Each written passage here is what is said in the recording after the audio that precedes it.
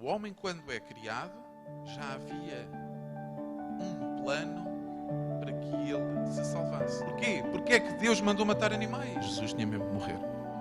Não havia outra forma do plano de Deus chegar ao fim. Está consumado. Foi a maior das vitórias que a humanidade conseguiu. A verdade é esta. Jesus teria vindo por uma única só pessoa que fosse salva. Bom dia, irmãos. Cá estamos novamente. Um feliz sábado para todos e todos os que estão em casa que não puderam vir, que se possam sentir bem na presença do Senhor e que possamos todos juntos recapitular esta lição. Isto é o tema que nos prende aqui à igreja. Se nós cá vimos todos os sábados e se nós dizemos que somos cristãos, tem a ver com a lição de hoje. E eu diria isto e estava tudo dito. Perdoem-me lá o pleonasmo, mas a verdade é esta. A morte de Jesus é aquilo que nos faz, efetivamente, acreditar numa vida melhor. Mas a morte de Jesus teve uma consequência, não é? Não foi só morrer. Portanto, o que é que acabou por acontecer a seguir? A ressurreição. Era a prova viva de quê? De que Deus não falhava para com o ser humano. A lição desta semana começa aqui com uma introdução muito engraçada que tem a ver com a morte e os impostos. E eu sempre achei piada, porque o homem sempre tentou misturar um bocadinho entre aquilo que é a consequência certa, que é a morte, e os impostos, que é incerto. Ou seja, há pessoas que pagam e há pessoas que não pagam. Há pessoas que passam a vida inteira sem pagar impostos. Depende do tamanho da vida que essa pessoa tem. Porquê? Porque está sempre condicionado pela morte.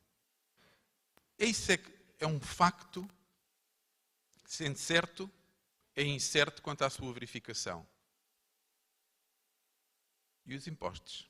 É uma coisa que podem ou não acontecer.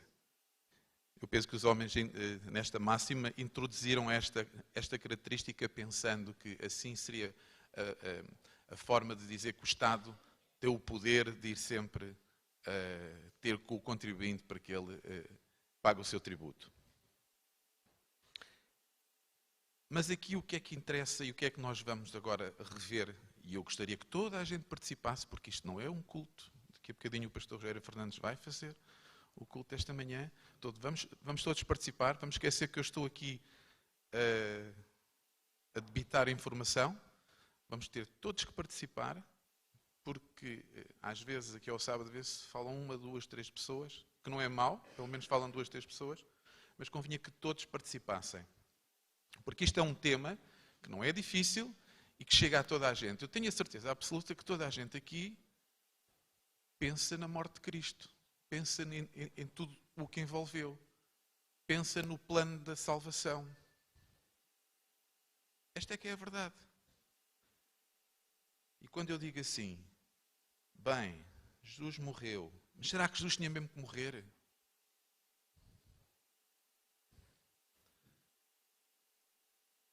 Então, diz-nos a lição que desde a fundação do mundo, que Jesus está morto.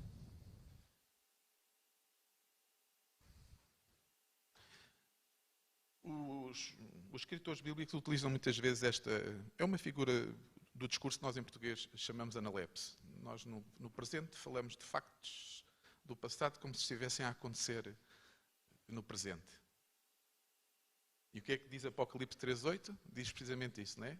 Diz que... depois que estava morto desde a fundação do mundo. O que é isto? Estar morto desde a fundação do mundo.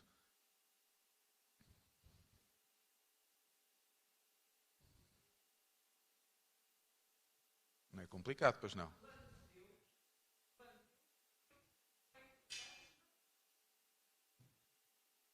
Então, é porque Deus sabia que o homem podia fazer o quê?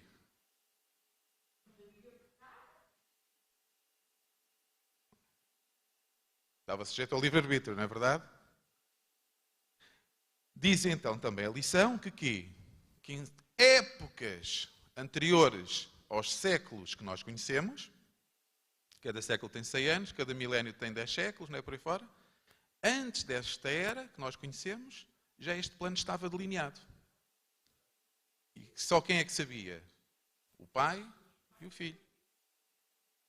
E o Espírito Santo. Ou seja, o homem, quando é criado, já havia um plano para que ele se salvasse. A senhora White até nos fala disso. Não foi uma coisa ad hoc. Não apareceu assim. Olha, agora o homem falhou. Ou seja, Deus, quando coloca a árvore da ciência do bem e do mal, e eu falo de nós, homens, mas de certeza que para os outros mundos todos foi assim, quando colocou a árvore da ciência do bem e do mal, já havia de certeza um plano para cada um desses mundos. Deus não faz as coisas por acaso. Deus não falha. Nós é que enfraquecemos os planos de Deus. É ou não é? Deus pode salvar toda a gente. E vai conseguir salvar toda a gente? Senão a Bíblia estava errada. Atenção que esta é uma das grandes mentiras do final dos tempos. É que Deus vai salvar toda a gente no final. Cuidado, isto é um dos grandes erros. E nós muitas vezes acalentamos esse sonho. Que Deus vai salvar toda a gente. Esquecemos aqui de um pormenor muito importante, que é a cada dia termos que morrer um bocadinho o nosso eu, para que Jesus possa viver em nós. E nós temos esta tentação. Então, uma vez que o plano havia sido criado, Eva e Adão tiveram conhecimento disso, foi ou não foi? Quando? Antes de terem pecado? Antes de terem pecado? Não, eles foram esclarecidos que podiam morrer, mas não foram esclarecidos o que é que podia acontecer depois, caso eles pecassem. Senão, era como se dissessem, bem, se pecarem não tem problema nenhum, porque senão, então a serpente não tinha enganado Eva naquele momento em que disse, certamente não morrerás, porque foi por isso é que ela caiu, não é? Foi só trocar ali aquela expressão, por um não é? Ou seja, Deus acaba por dizer, olha, aconteceu aquilo que eu não queria. Mas vocês são livres, e por serem seres livres é que o fizeram. Então o plano é este. Qual foi o plano? Vocês passam a partir de hoje a matar animais para chegar ao fim da vossa vida e ganharem a vida eterna. Foi isso?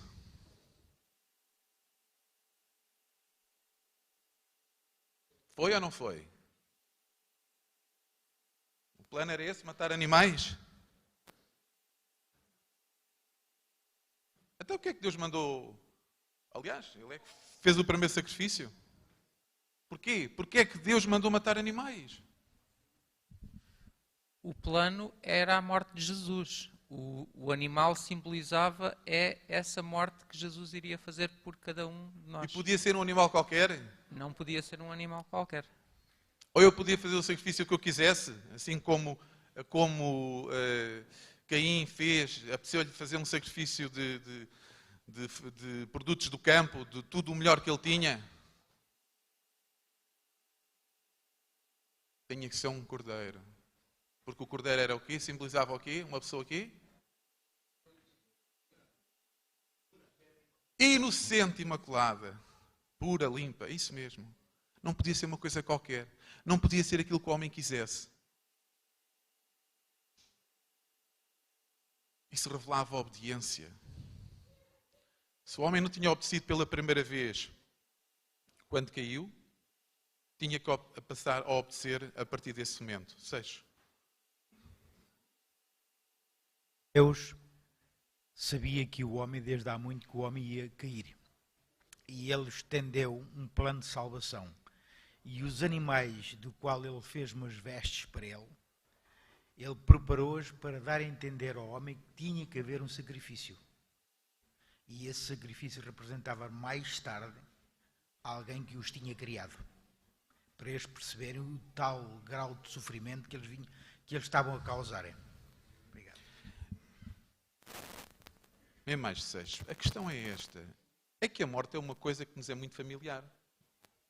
Todos os que nós andamos aqui, já tivemos pessoas que viveram antes de nós. E se nós não tivermos memória disso, não é preciso, basta irmos ali ao cemitério mais perto e vamos ler cada lápide que lá está. Carlos. Obrigado. Acho que é algo interessante para a gente entender que Deus não é apanhado de surpresa, né? E uma outra coisa que eu penso que vai muito mais além é que a gente tem que entender que Deus não se equivoca. E muita gente acha que o que Deus disse talvez lá no passado, hoje talvez, não é muito bem assim, né?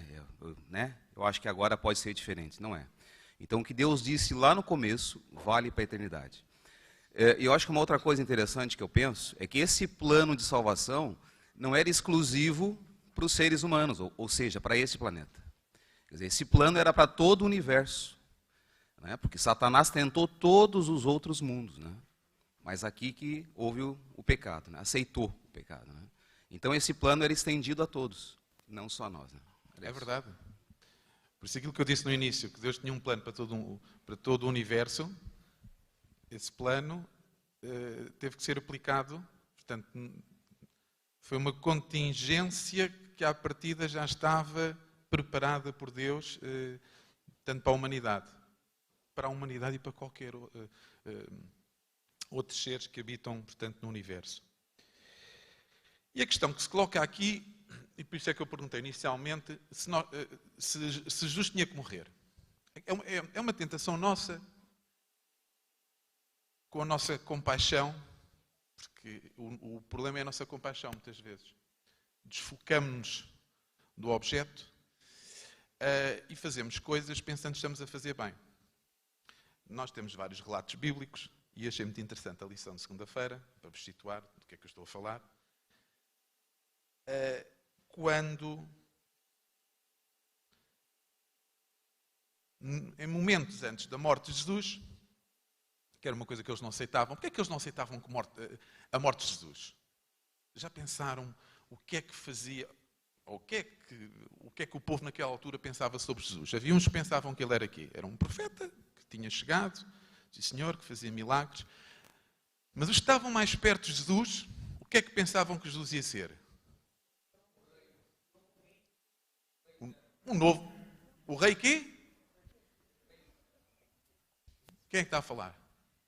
O rei eterno. Era o rei eterno, mas não era o rei eterno global. Era o rei eterno dos judeus. Ou seja, a mente deles era tão pequena e tão fixada no jugo romano, e dos povos foram sempre subjugando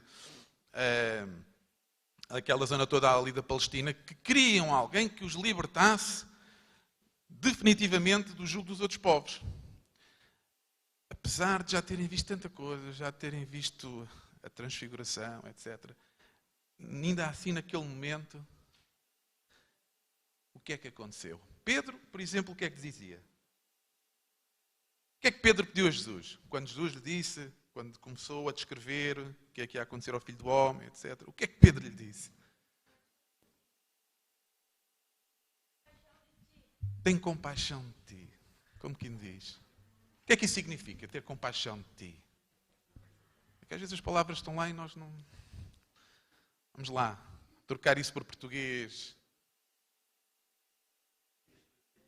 Isso! Não sigas por esse caminho. Olha para ti que também tem pena de ti. Olha para ti e vê. Achas que é mesmo necessário?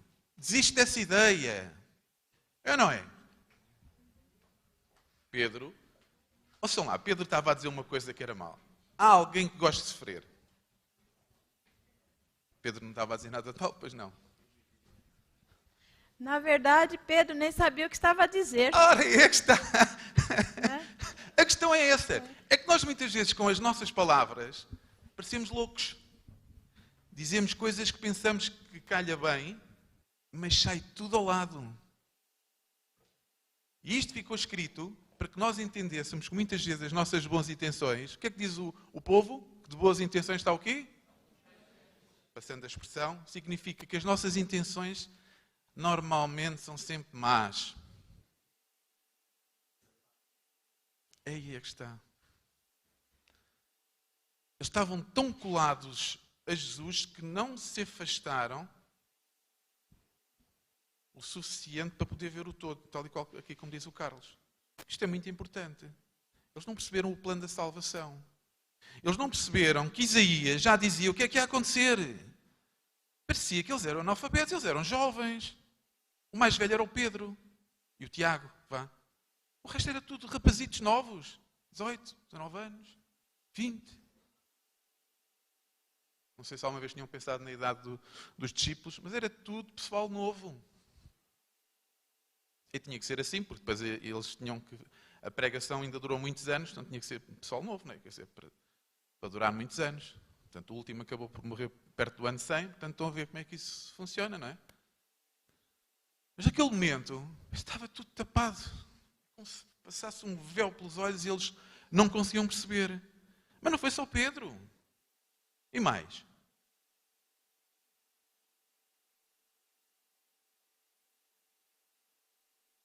Ficavam tristes porque Jesus ia morrer.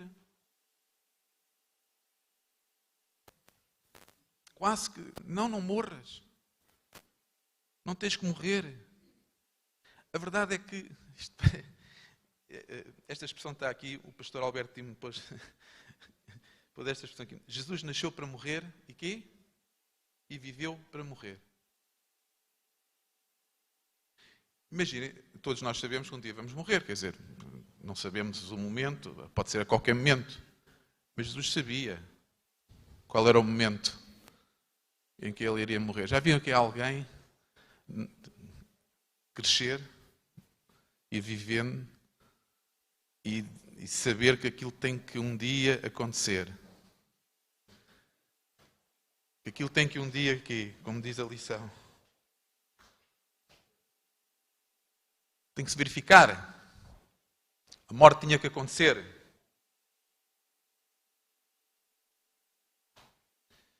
Então os discípulos, pelo que eu percebo, e às vezes nós se calhar temos esta tentação, minimizamos sempre a coisa. Um dia eu perguntei, já não me recordo se foi numa lição, se estávamos num debate, do que é que... Nós sabemos que Jesus morreu às mãos de ímpios, não é? Dos fariseus, portanto, do sumo sacerdote.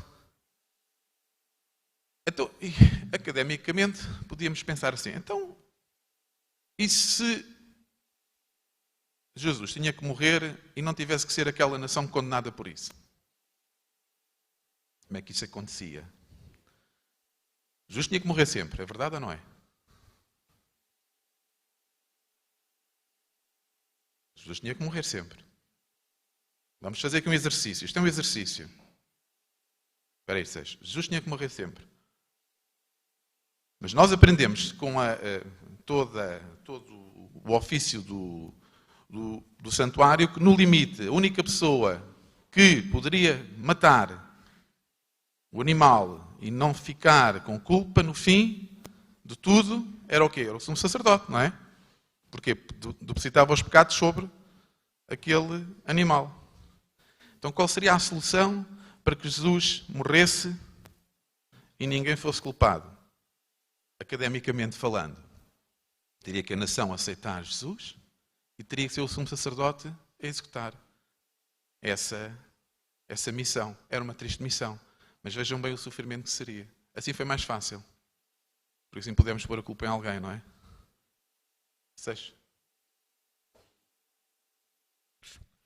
É que Jesus não veio morrer pela nação, ele veio morrer pelo ser humano.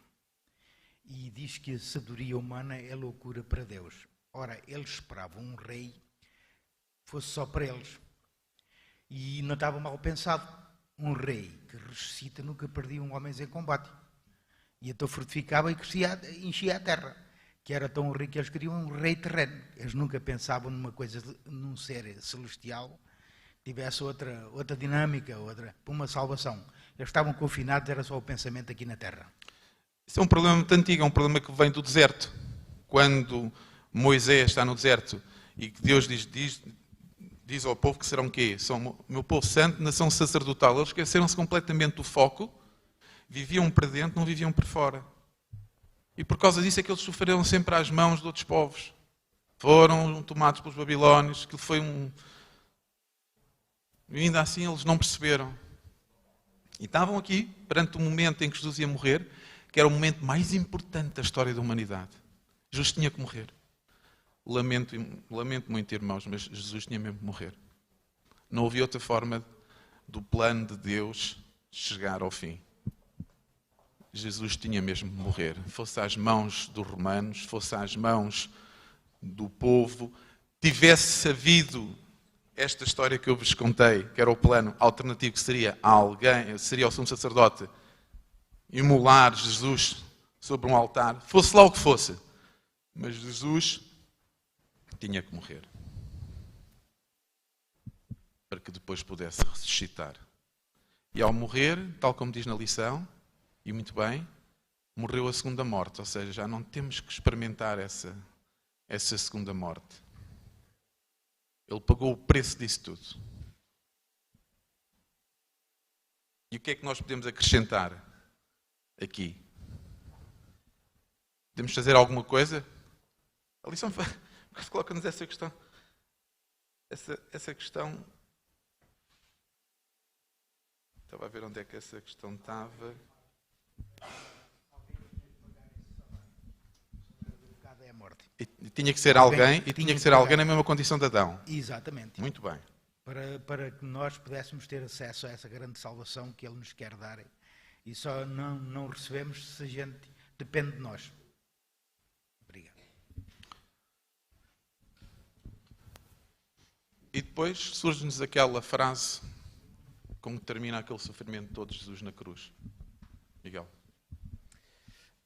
Para pagar o preço do pecado tinha que ser alguém sem pecado. Porque alguém com pecado, como é que pode pagar o preço do pecado? Não tem condições, não tem Não legitimidade. tem condições. Não tem legitimidade. Só Jesus é que poderia cumprir os requisitos para isso. Era esse era o grande problema. Esse era o grande conflito. Aliás, tem sido sempre o grande conflito. Ser o próprio. O grande conflito.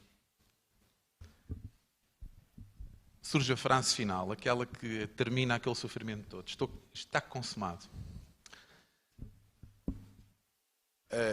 Não sei se os irmãos chegaram alguma vez a ver aquele filme A Paixão de Cristo.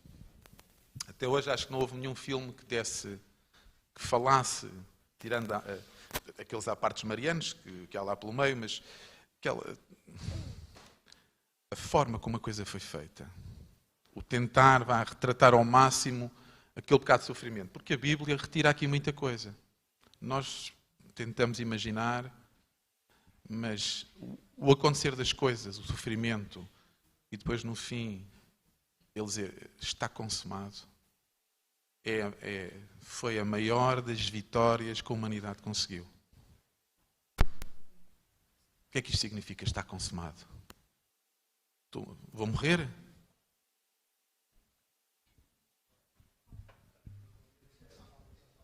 O plano está completo. O plano está completo.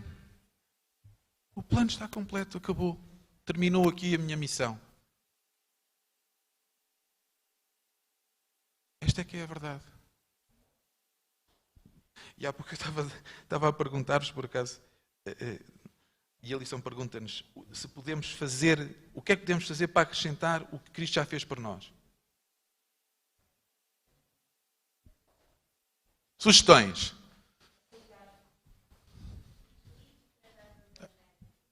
É o quê? Mas a pergunta é assim: o que é que eu posso fazer para acrescentar ao que Cristo já fez por nós? Nada! Nada, absolutamente nada. Tudo o que nós tentemos fazer são invenções humanas. Não há nada a fazer. Está tudo feito. Só temos depois que fazer, e já não é acrescentar, é o quê? É realmente isso. É dizer, olha, este, que é o nosso Deus, morreu por ti. Morreu por mim. Morreu por todos o que o queiram aceitar. Portanto, não vale a pena nós às vezes dizer, eu vou ser um bom cristão, vou fazer isto tudo, vou melhorar ainda mais a minha condição, Jesus morreu por mim, mas eu vou... Não, nada disso, nada disso, nada disso. Cristo morreu, ponto final. Está paga a dívida. O salário do pecado não nos competiu a nós. Nós não tínhamos força para pagar cada um a sua dívida.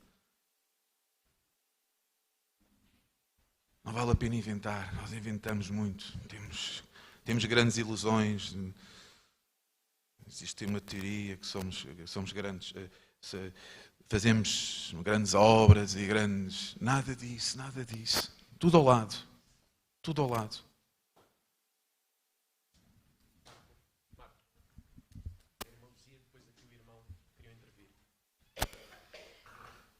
Eu coloquei aqui na minha lição, para mim a mensagem de Jesus dizendo que está consumado, está feito, que esta é a palavra mais importante que já foi dita, Jesus está dizendo para mim, da minha parte você está salva. Mas no texto que nós estudamos na lição de terça-feira, fala de um personagem e o nosso autor também cita um outro personagem. Um autor que o personagem cita aqui é Judas. E no Evangelho de São João, no capítulo 13, no verso 2, diz assim, tendo já o diabo posto no coração de Judas que traísse Jesus. E eu fiquei a pensar nisso aqui, trazendo para mim. O que eu tenho permitido que o diabo coloque no meu coração? Jesus já fez. Eu estou salva, dependendo de que estou salva. Mas agora eu tenho as minhas escolhas a fazer. Quem vai ocupar o meu coração? Quem vai estar colocando algo no meu coração? É Jesus ou é o diabo? Isso me fez pensar. Um outro personagem que está no texto bíblico é Pilatos. Pilatos podia soltar a Jesus, mas no capítulo 19 de São João 12, diz assim, se soltares a este, olha o que disseram para Pilatos, se soltares a este, não és amigo de César. Então, Pilato o entregou para ser crucificado. Então o que é que Pilatos teve? Que é o que nós normalmente temos, quando se colocam os problemas na nossa frente.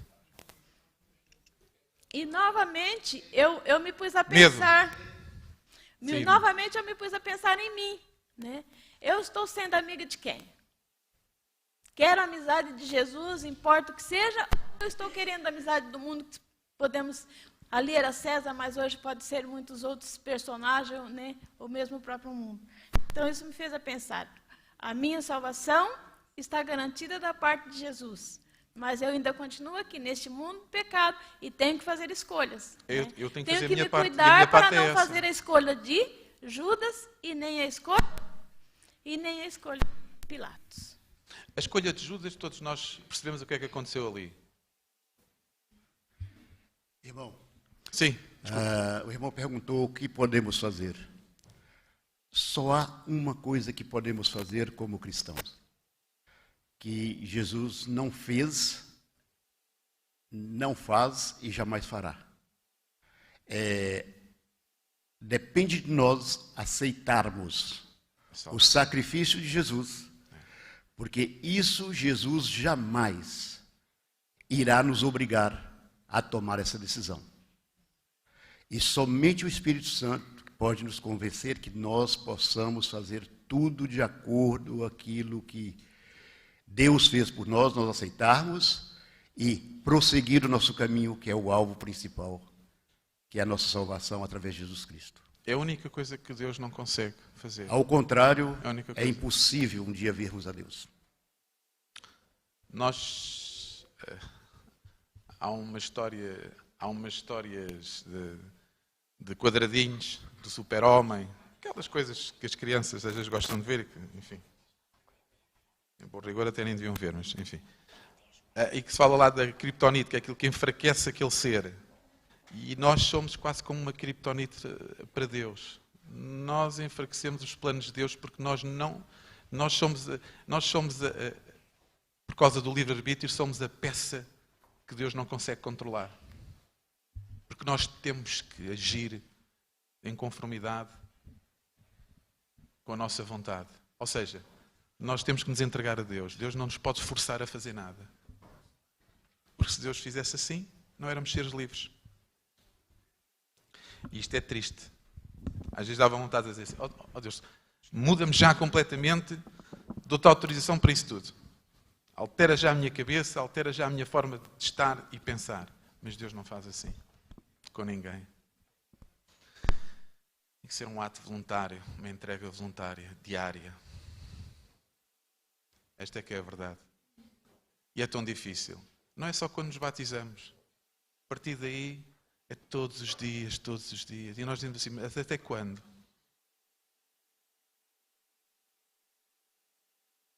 Até ao dia da nossa morte. E às vezes temos a tentação de pensar, eu vou viver 80 anos ou 90, agora vou pecando pelo caminho, depois logo me arrependo. O problema é que a qualquer momento a nossa morte pode chegar. O que é que eu vos disse no início? É um facto certo, mas incerto, ao momento da sua verificação. Sim, Miguel. Nós precisamos de fazer uma coisa para a salvação que é muito difícil para nós, que é entregar todo o nosso coração a Jesus. E isso é extremamente difícil. É extremamente difícil. A graça não é barata. Não, não é. E Jesus só pode fazer alguma coisa de nós se nós entregarmos todo o nosso coração a Ele. Por isso é que muitos são chamados, mas poucos são escolhidos. É difícil. É que nós, infelizmente, temos constantemente a tentação de voltar à árvore da ciência do bem e do mal. Constantemente. Cada vez que nós pecamos, estamos a ir ao pé da árvore da ciência do bem e do mal e quase estamos a dizer, certamente não morrerei. Então vou pecar. Isto é inconsciente. Nós não fazemos este exercício. No fundo é o que está a acontecer. Estamos constantemente a ir lá.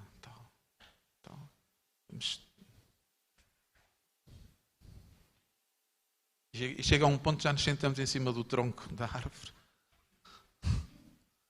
e já vimos as coisas de dentro da árvore cá para fora.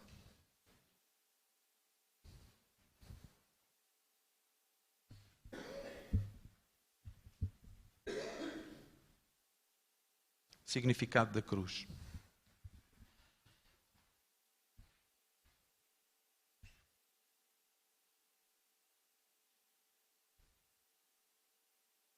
O que é que o mundo diz sobre a cruz, Miguel? Só queria voltar atrás um bocadinho. Vocês são livres de... A lição, atenção, ela não é estanque nos dias. Eu mais ou menos vou seguindo os dias, mas se os irmãos, entretanto, virem que há uma situação ou outra que queiram falar, é por isso que devem falar. Voltando atrás sobre os discípulos, eles tinham expectativas terrenas e isso ofuscava a visão espiritual, o celestial. O bem maior. E isso é um chamar de atenção para cada um de nós. Que expectativas é que nós temos para esta vida aqui, terrena, que nos estão a ofuscar a visão celestial? Aquilo que eu preciso fazer, que Deus nos manda... Que nos afaste do objetivo final. Por exemplo, eu tenho uma comparação para isso. Qual é o cargo na igreja? Qual é a profissão no mundo? Qual é o meu papel social que me está a afastar de eu seguir no caminho da salvação? Atenção que isto é um hospital. Isto não é uma casa de repouso. Nem tão pouco é um jardim para virmos aqui. Isto é um hospital. Somos todos doentes. Uns mais que outros. Peço desculpa, Marco, mas é assim. Quando nós estamos doentes e vamos ao médico, o médico prescreve-nos uma medicação. E nós temos que a seguir se queremos recuperar. Embora a igreja seja um hospital, nós temos recomendações. Se queremos, um dia mais tarde estar no céu. É verdade. E esse é que é o problema. Eu acho que muitas vezes nós achamos que isto é um hospital, que somos doentes e olha, aqui andamos todos. Mas é assim, Deus promete-nos a cura.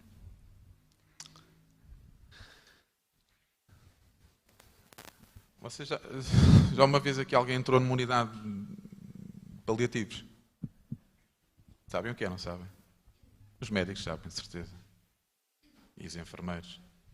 As pessoas que vão para lá são as pessoas... Sim? Estão na fase terminal. Já foram desenganadas, já não... Pronto, já estão à espera de um momento que pode chegar a qualquer instante. Eu quando falo sobre nós sermos um hospital, é como se isto fosse uma unidade. Eu não vou dizer que é de paliativos, logicamente não vou dizer isso. Mas aqui cada pessoa devia ter a consciência de que não somos senhores da nossa vida. Eu sou o primeiro a falar. Irmão. Uma unidade de doentes terminais. Temos que fazer a nossa parte diária, de entrega diária. Só assim é que a cruz tem algum significado. Porque a lição de quinta-feira termina mesmo assim.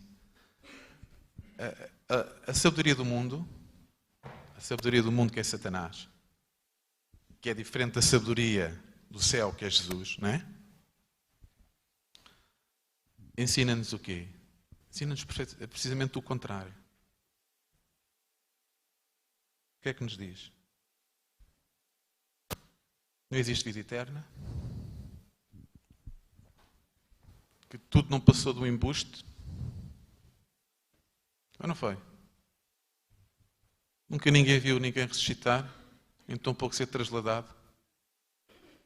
Que as pessoas nascem, crescem, vivem, morrem. Pois, alternativamente, há outras teorias que dizem que reencarnam.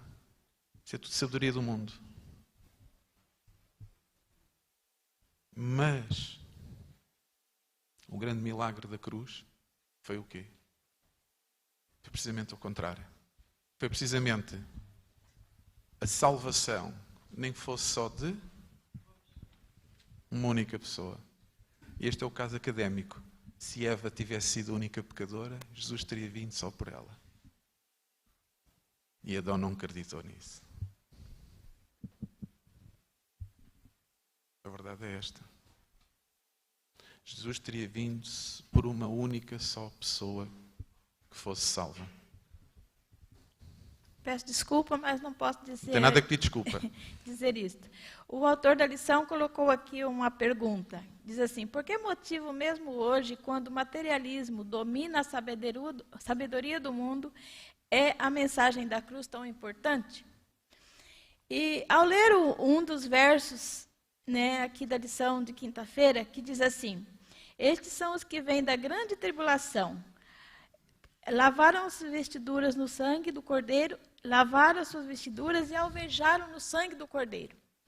Então, a conclusão que eu cheguei foi a seguinte: a mensagem da cruz, ela foi importante desde a fundação do mundo, foi importante nos dias de Jesus, é importante nos nossos dias e será importante por toda a eternidade, porque todos que estiverem na eternidade saberão que lá estão, porque lavaram as suas vestiduras no sangue do Cordeiro. Então, não vai ser possível esquecer da cruz.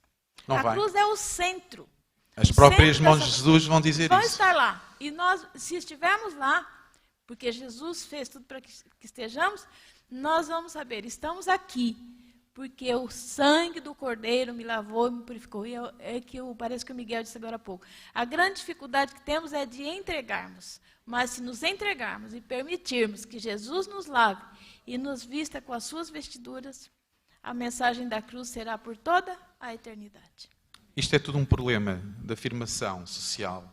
É um problema de vergonha, de dizer quem nós somos, no que acreditamos e suportar tudo isso.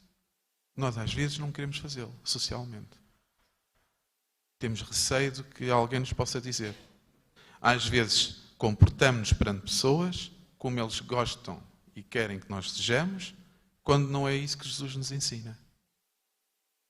E às vezes entregamos à sabedoria do mundo, quando a sabedoria divina nos diz o que é a cruz e o significado da cruz. Eu não tenho que andar a arrastar uma cruz aí pela cidade. Como vemos às vezes na Palestina, as pessoas que vão arrastam cruzes quase como purgar os seus pecados. Não é isso que Jesus nos ensina. Ensina-nos na hora certa ter uma palavra.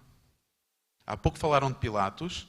Pilatos não teve a coragem de dizer não. Este homem é inocente, eu não faço absolutamente nada, antes de mais. Solto. O povo acabava por fazer o resto. Irmão.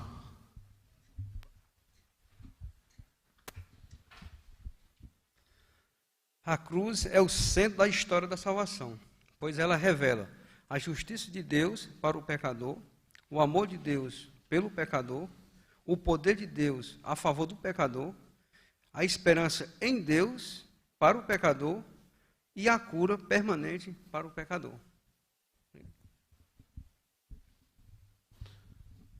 A cruz é o fim e o princípio de toda a nossa história. No fundo, acabou por ser aqui que se consumou tudo. E o significado que ele tem para nós tem que ser diário. Diário. Eu sei que é difícil e por mim falo. Ainda ontem falava com o Paulo Machado. Isto é tudo muito bonito. Nós falamos ao sábado. E à segunda-feira parece que o mundo entra pela nossa casa adentro e temos que ir para as nossas tarefas, para a nossa vida secular. E às vezes, no final do dia, temos um tempinho para Deus.